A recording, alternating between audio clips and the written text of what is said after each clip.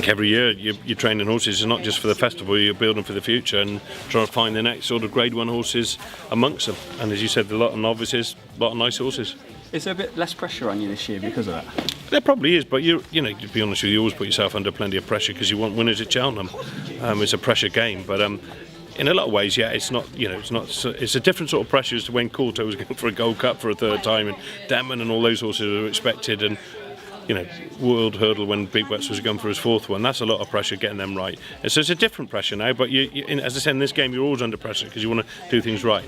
You mentioned winners there. How many would make you happy this year? I will say if you have one win at the festival, that's great. Anything on top of that is a bonus. And you know, yeah, of course, you hope for that 2 or 3 or 4. But you know, if you have one, you've done well. And what's your best chance for winner this year?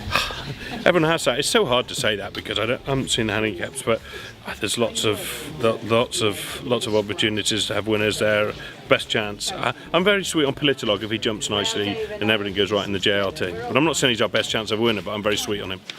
There's one that's sort of gone under the radar today. He hasn't been asked a question, but I know Harry Derham is quite keen on Brio Conti. Yeah, well, I just said that funny enough to go. Yeah, Brio Conti, he won well at Doncaster. If he gets in the Martin Pipe conditional, he'll run a big race. Is there a horse running at Cheltenham that you'd like to train? Which one would be? I think Altior. I think Altior's very smart and he'll be one for the future.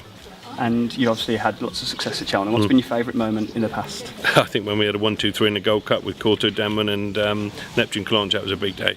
And as somebody who's won so many Gold Cups, who wins this year's one? I keep saying I've always thought it all along Native River. I was very impressed with him at Chepstow when he won the Welsh Nash, and I thought immediately then that was going to be the Gold Cup winner.